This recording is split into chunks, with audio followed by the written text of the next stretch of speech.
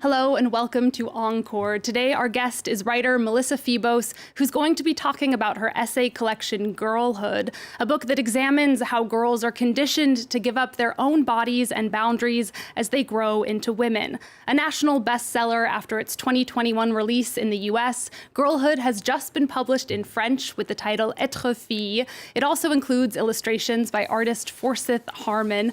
Author Melissa Febos joins us by Skype from the University of Iowa, where she teaches in the nonfiction writing program. Melissa, thank you so much for being with us. You're going to start by reading us a passage from your book. Thank you so much for having me. My body, that once reliable vessel, began to transform. But what emerged from it was no happy magic, no abracadabra. It went kaboom. The new body was harder to disappear. I wish people didn't change sometimes, I wrote in my diary. By people, I meant my parents. I meant me. I meant the boy who swam across that lake toward my new body with its power to compel but not control.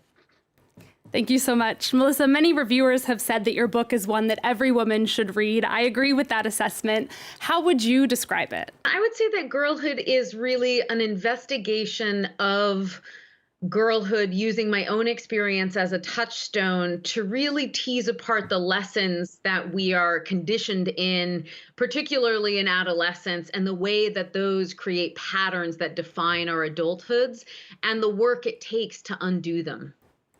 And you grow up on Cape Cod on the East Coast of the US, but do you think that there is a universality to those patterns and the way that girls are indoctrinated into patriarchal culture, even when those cultures are different cultures?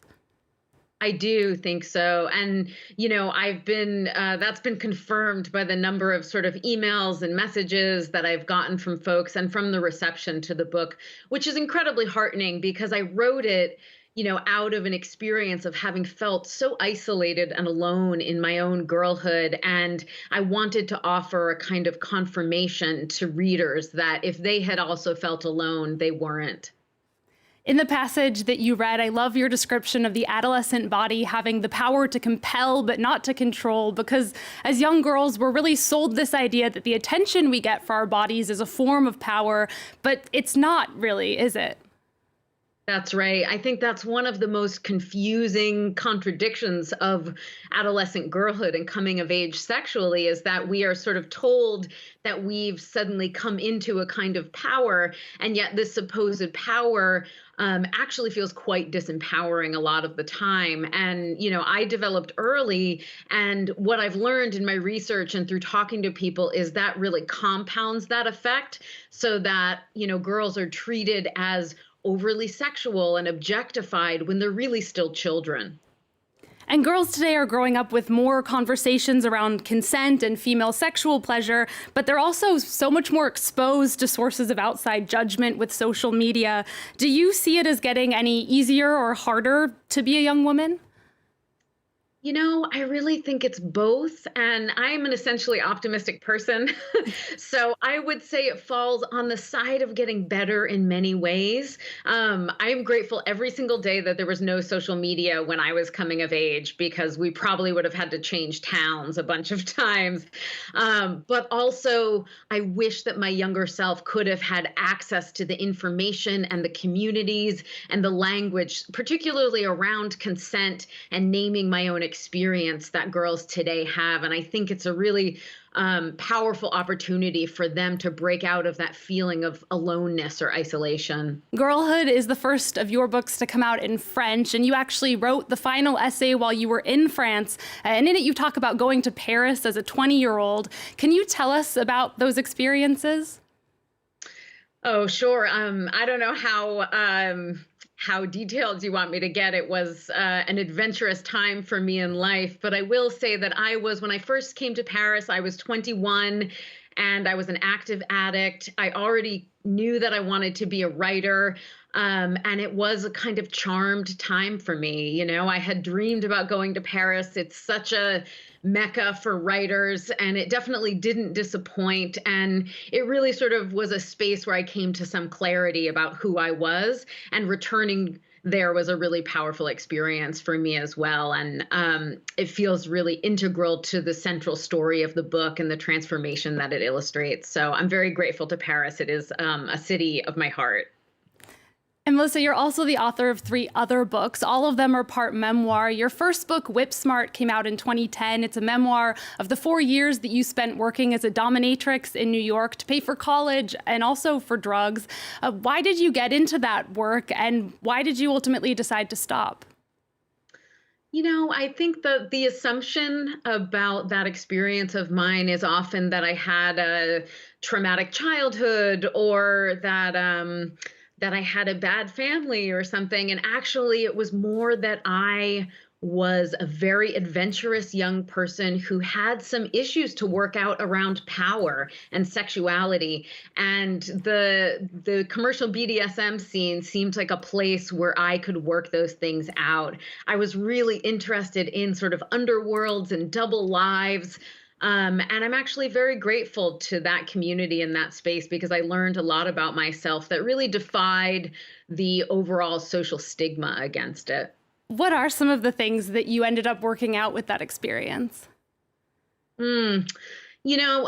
Before I had that job, I feared that in being a feminist, which I've always identified as, I wasn't allowed to wear certain clothes and be interested in certain kinds of submissive sexual experiences. And that felt like a space where if I was getting paid to investigate those experiences, it might be a kind of loophole in my politics. And as a result of my 4 years in it, I actually expanded my definition of what is possible and what is allowed for feminists, for women, for everyone. And Whip Smart is also a memoir about heroin addiction, behavior that's often characterized as self-destructive, but you said that you don't see it that way. Can you talk about how you think about drug use?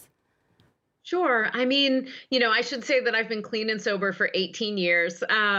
So I no longer partake in drugs. And I definitely do see addiction through the framework of disease. But I don't see it through the framework of self-loathing, which I think often gets projected onto addicts.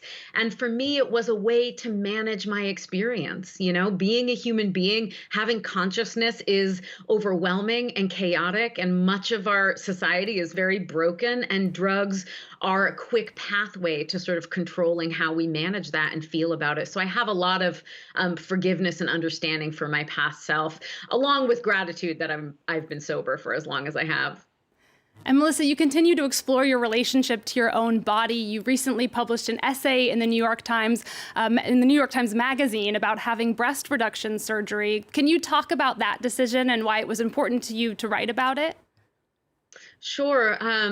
Once again, this was something that, I had a really big chest on a pretty small frame, and I felt deeply uncomfortable with it for my whole life, and the way that it caused other people to respond to me, my ability to run and move around.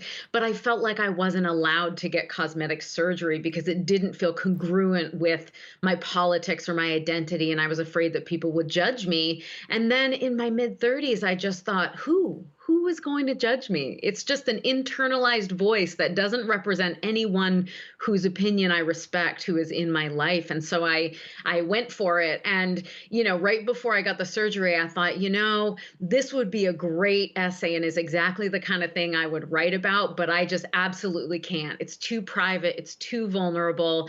And the day I got home from my surgery, I said to my wife, still groggy from the anesthesia, bring me my computer. And she was like, why? And I said, I have to take some notes before I forget everything. And, this is basically the story of my whole writing career. And Melissa, we always end our shows with a guest's cultural pick of the moment. You chose the film Everything, Everywhere, All at Once. What about it spoke to you?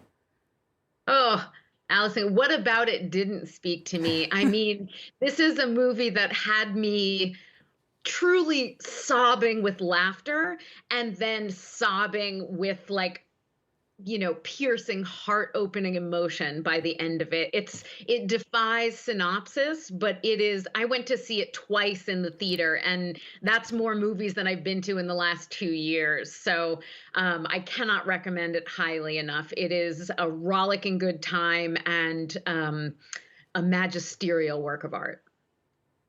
All right, well, I cannot wait to see it. It has not come out yet in France in theaters, but it is coming out this summer. It's on my calendar. We'll end with a look at the trailer for Everything Everywhere All at Once. Melissa Febos, thank you again so much for joining with us. The essay collection Girlhood is now available in French with the title Être fille. A paperback version has also just come out in English. Thanks to all of you for watching. And for more cultural news, you can always head to our website or find us on social media. There's more news coming up on France 24 after this.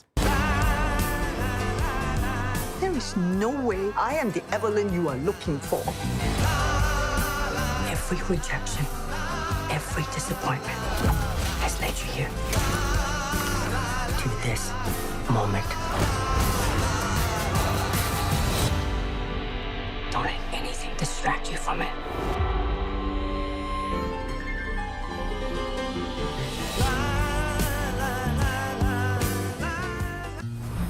"20 years after the end of the Civil War, Angola is struggling to move on. The weapons may be silent, but the wounds have not finished healing. Quando isto acontece, não estão a castigar o angolano, estamos a vender o nosso ódio em relação ao outro. They fought for their country, but feel left behind as rampant corruption widens the gap of inequality. Ninguém que está a fazer isso. O anticombatente é lixo, é tapete para pisar para eles. But a new generation of activists appears poised to pick up the flame, demanding yet again Para mim, viver em paz seria viver numa sociedade com justiça. Revisiting Angola on France 24 and France24.com.